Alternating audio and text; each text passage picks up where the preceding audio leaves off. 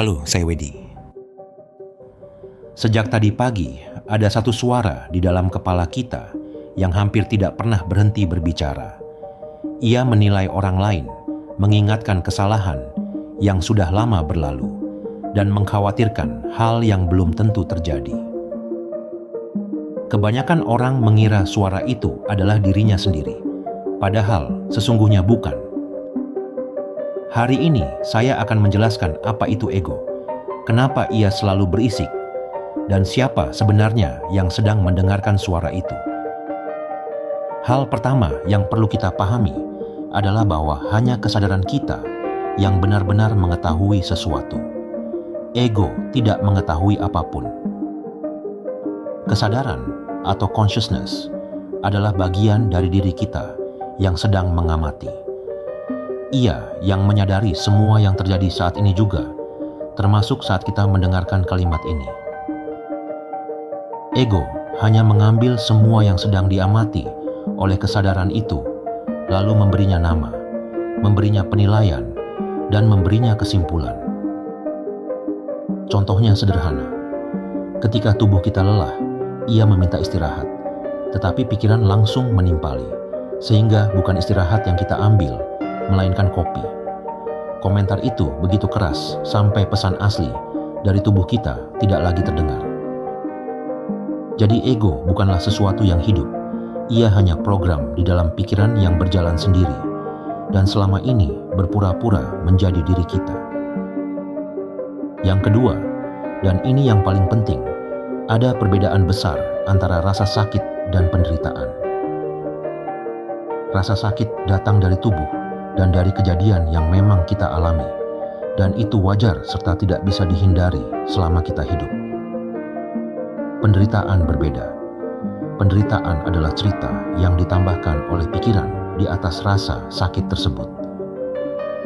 Seekor rusa yang dikejar dan tertangkap merasakan sakit, tetapi ia tidak menderita, karena ia tidak bertanya kenapa harus saya, dan tidak menyalahkan dirinya karena berlari terlalu lambat.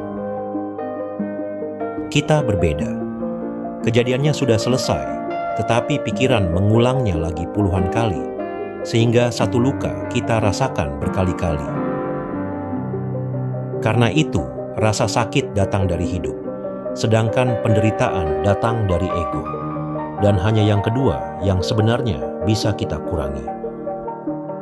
Lalu muncul pertanyaan, kalau ego menyusahkan kita sebanyak itu, kenapa ia ada? Ego terbentuk melalui proses bertahan hidup yang sangat panjang.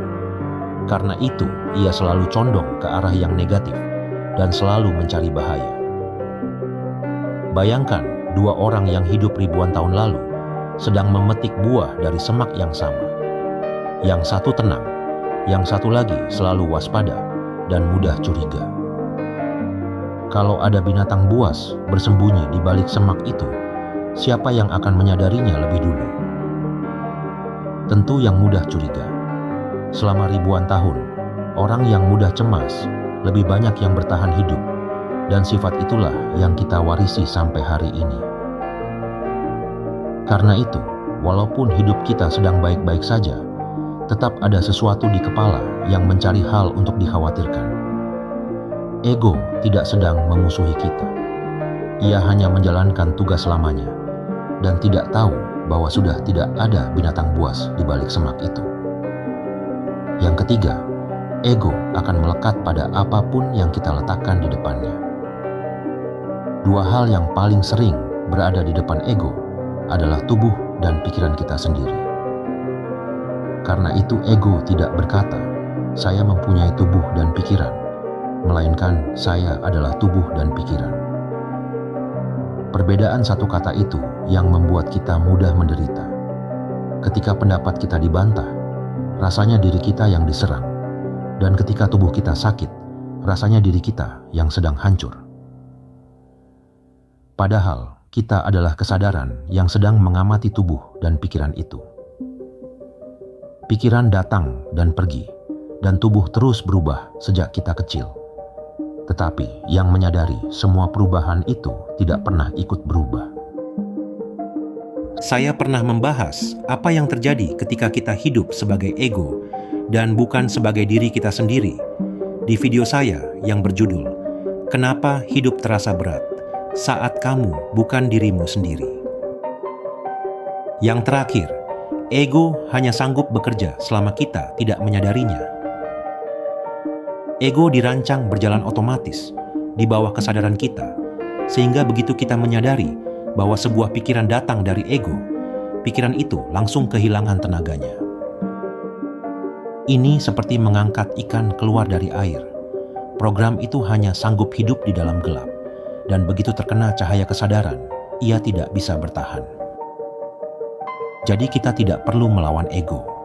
Kita hanya perlu menyadarinya, karena kesadaran dan ketidaksadaran tidak bisa berada di tempat yang sama seperti terang dan gelap. Dan penderitaan yang selama ini ego berikan kepada kita, sesungguhnya ada gunanya. Seekor ulat tidak pernah tahu bahwa ia akan menjadi kupu-kupu. Yang ia tahu hanyalah bahwa di dalam kepompong itu ia merasa sesak dan ingin keluar, dan rasa sesak itulah yang akhirnya membuatnya bergerak. Begitu juga dengan kita. Ego membuat hidup terasa sempit dan melelahkan, sampai akhirnya kita sendiri yang ingin bebas dari semua itu. Karena itu, bila hari ini kita sudah lelah menjadi diri yang selalu cemas dan selalu menilai, itu bukan tanda bahwa kita gagal.